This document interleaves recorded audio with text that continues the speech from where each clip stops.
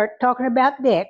In 1953 or the early part of 1954, he joined the Air Force.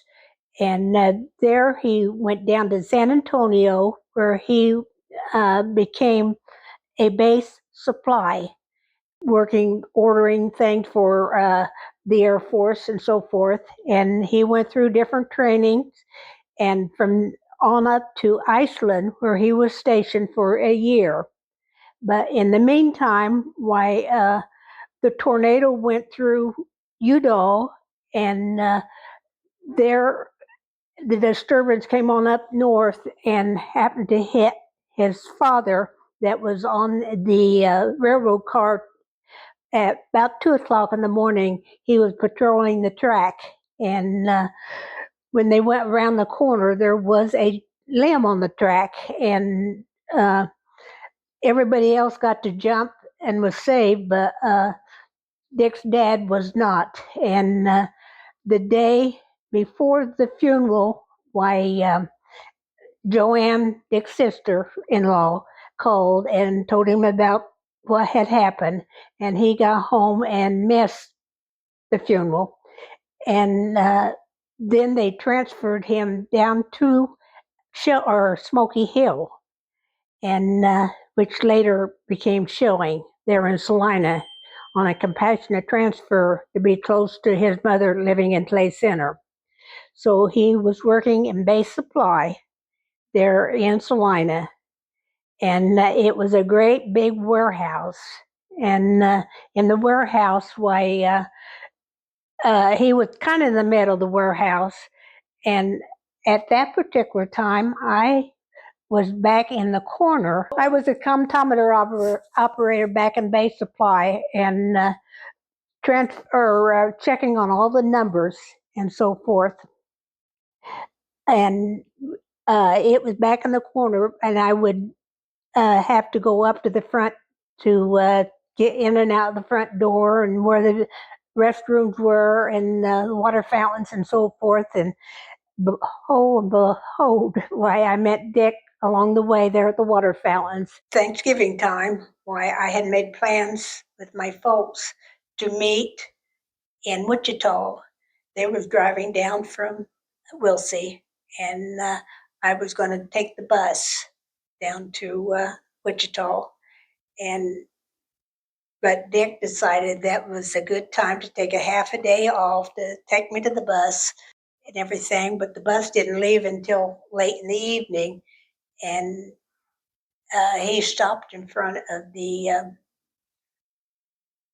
jewelry store down in the middle of Salina. And I waited out in the car. He went in and purchased some rings. And that was in the middle of the afternoon, Wednesday before Thanksgiving.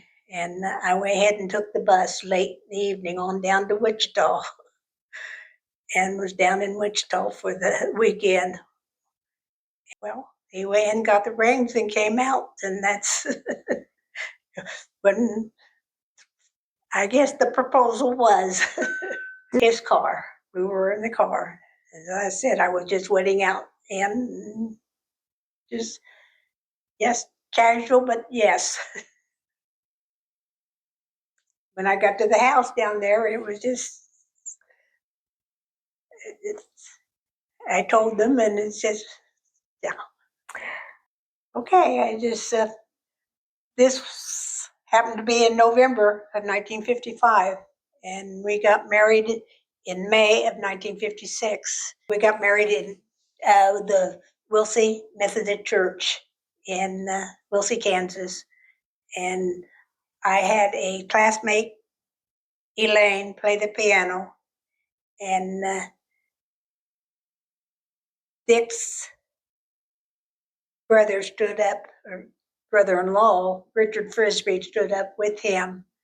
All the family was there, and my Aunt Lucille, which was the main cook for Garvey's restaurant in Wichita. She bought my wedding cake up from Wichita that morning. And my Aunt Ida, that also lived with them, she was there.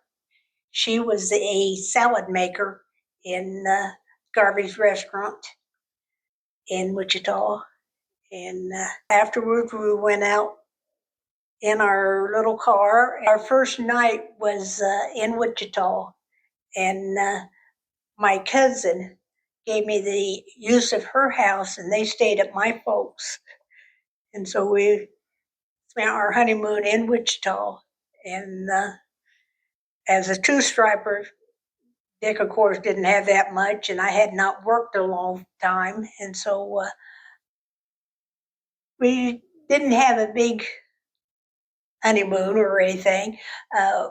And then we stayed at McPherson on the second night on our way back to Salina. And by that time, we had rented a little apartment and everything.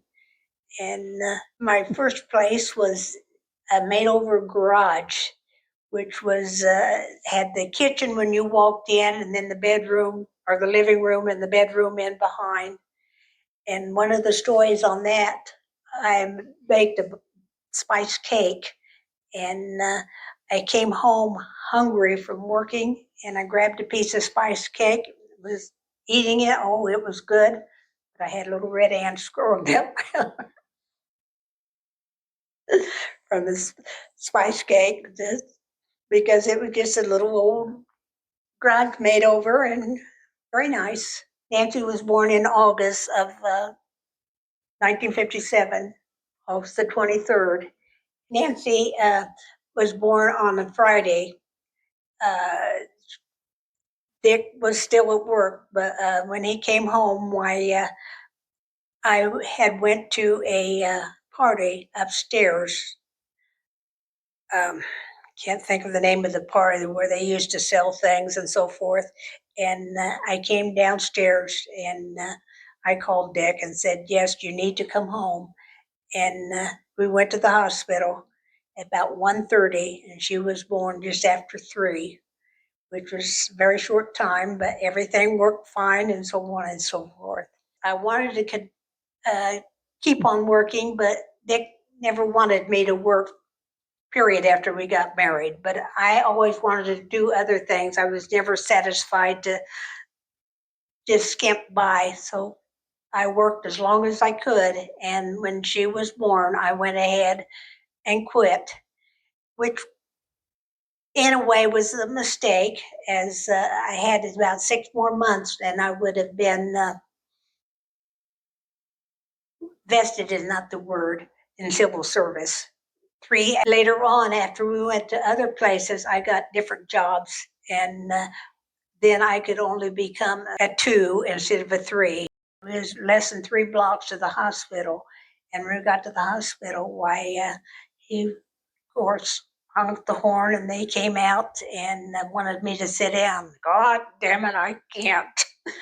I said that 3 more times, and at that time, I didn't cuss. I think, but later on in life, I probably cussed more than Dick did. But anyway, they took me in the hospital, and I remember getting in the elevator to go up.